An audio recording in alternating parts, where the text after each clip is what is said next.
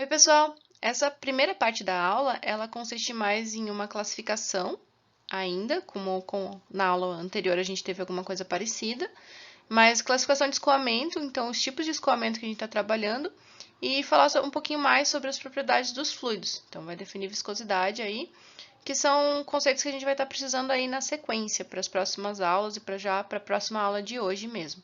Então, tomem nota. Essa é a parte um pouquinho mais teórica, então um pouquinho mais rápida de a gente estar trabalhando. Bom, a primeira coisa que a gente vai definir, então, é o que é um escoamento viscoso. Quando a gente fala em viscoso, é muito fácil a gente relacionar com fluidos que são viscosos, como, por exemplo, o mel. A gente sabe o que se trata e a gente vai agora relacionar isso com escoamento.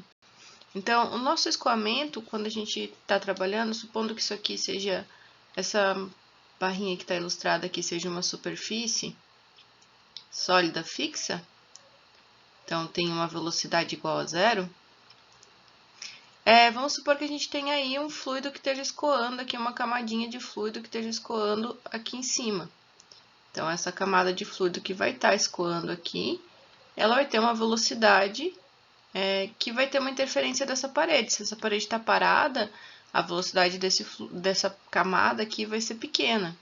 E aí, supondo que a gente continue tendo fluido aqui em cima, separando ele em pedacinhos, essa segunda camada de fluido aqui, supondo que é o mesmo fluido também, já vai ter uma velocidade um pouquinho maior. Então, essa velocidade aqui, ó, vai ser um pouco maior, porque ele está com menos interferência dessa superfície que está fixa. E se a gente for se distanciando ainda mais, a gente vai ter aqui uma outra camada de fluido que está mais distante, tem uma velocidade ainda maior. Essa camada verde aqui, ó, ela tem uma influência sobre essa camada azul. Então, e essa camada azul também tem uma influência sobre essa camada vermelha. Cada uma delas vai arrastar a outra, então vai tender a fazer com que a de baixo siga o seu escoamento. Já por sua vez aqui, como a nossa suporte está fixo, ela vai sofrer uma resistência. Então, ela vai fazer com que o nosso fluido não consiga escoar.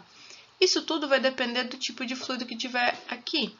Então, se a gente tiver um fluido com baixa viscosidade, ele vai tender a escoar com maior facilidade, ou ter menos resistência a escoamento. Então, a viscosidade ela serve para quantificar essa resistência. Quando a gente fala de escoamentos não viscosos, a gente está trabalhando com uma simplificação. Então, nesse caso, as forças viscosas elas vão ser desprezíveis, ou seja, a gente tem velocidade muito alta, uma pressão muito forte, então a gente vai ter que a força de pressão e as forças inerciais elas vão ser maiores do que a força de atrito, que é quantificada pela viscosidade, e a gente vai poder considerar o escoamento como sendo não viscoso. A segunda classificação que a gente tem, então, seria se o escoamento é interno ou externo, que é facilmente visualizado. Quando a gente tem um escoamento externo aqui, por exemplo, ele vai estar passando por fora da geometria. Então, a gente está avaliando ele como sendo externo, ele vai sair por fora de uma geometria, então ele não está em um espaço confinado.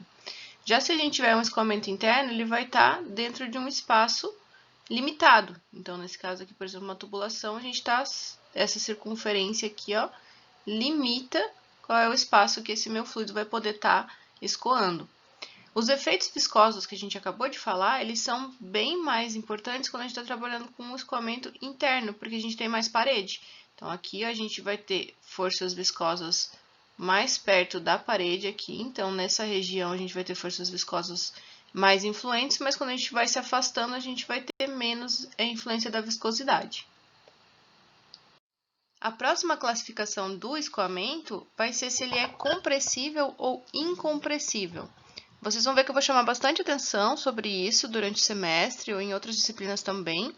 É importante vocês definirem isso porque é bem comum a gente utilizar a simplificação de trabalhar com escoamento como sendo incompressível. Isso tem de relação direta com a variação da densidade dentro de um escoamento.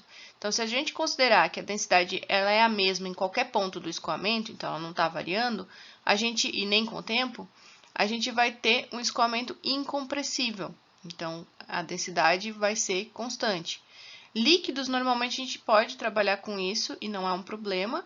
Gases, geralmente, eles são compressíveis, então eles têm variação de densidade dentro de um escoamento, então a aproximação já não é tão adequada.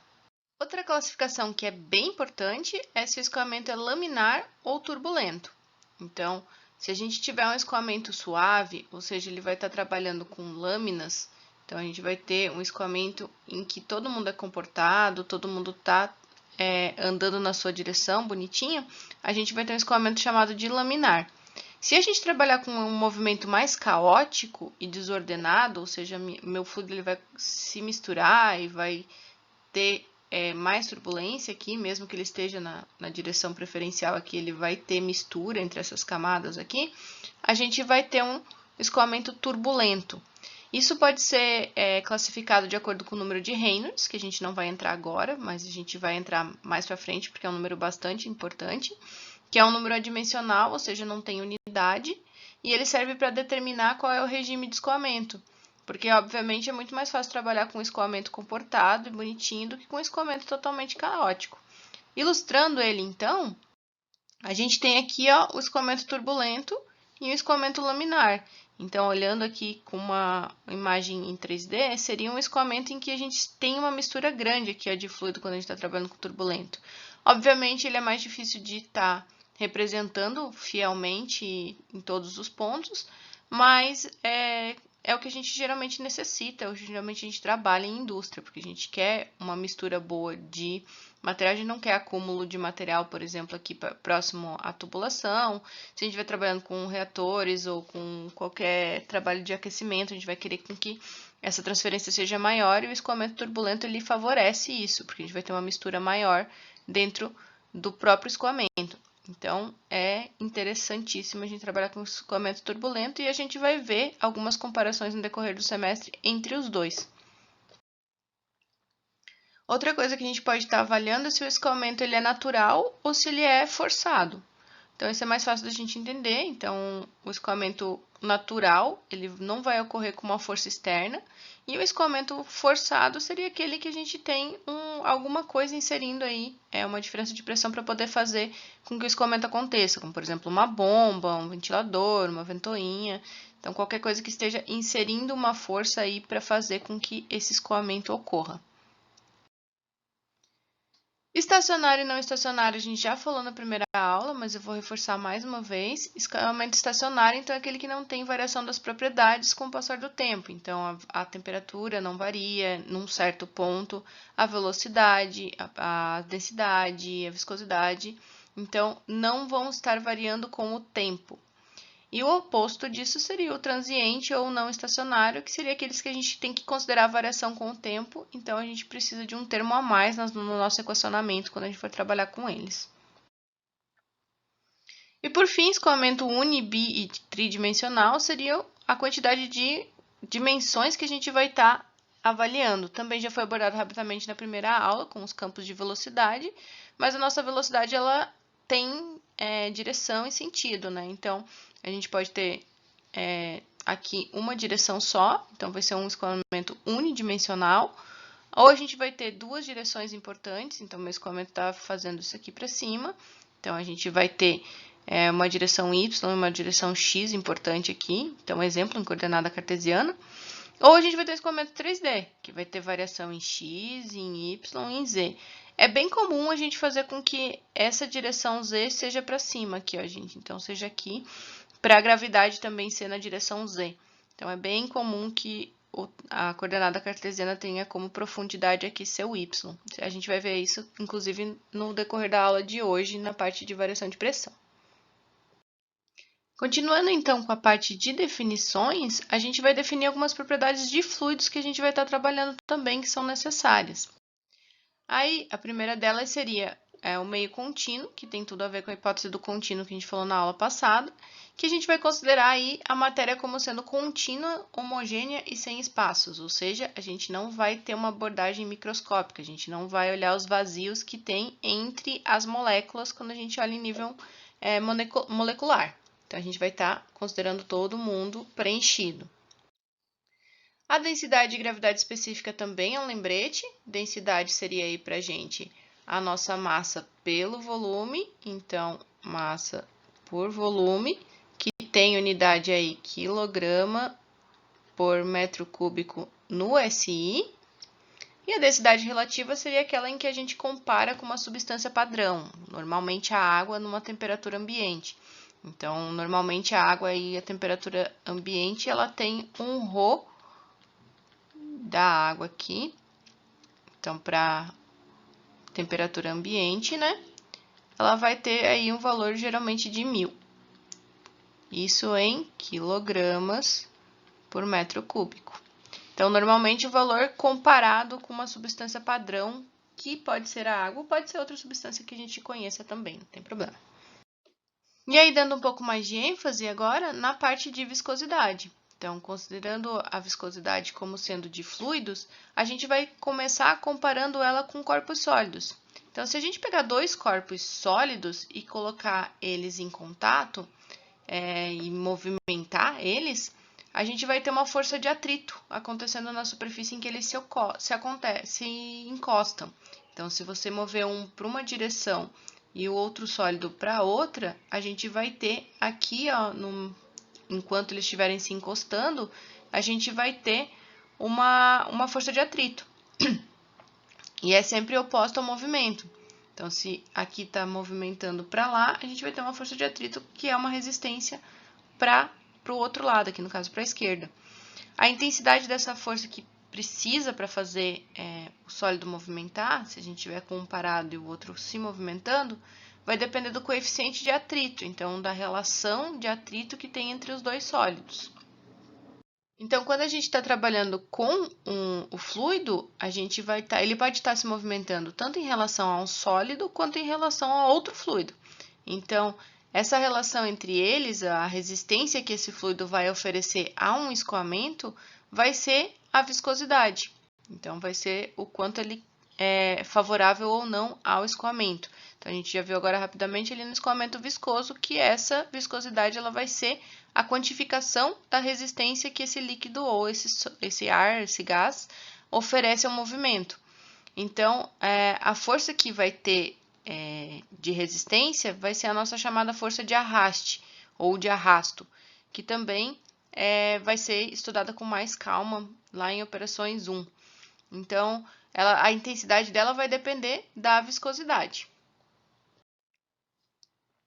Então, olhando aqui para um exemplo bem clássico para estudar a viscosidade, aqui a gente tem duas placas. Então, essa placa aqui é a placa superior e essa placa de baixo aqui é a placa inferior. Então, são duas placas aqui, ó.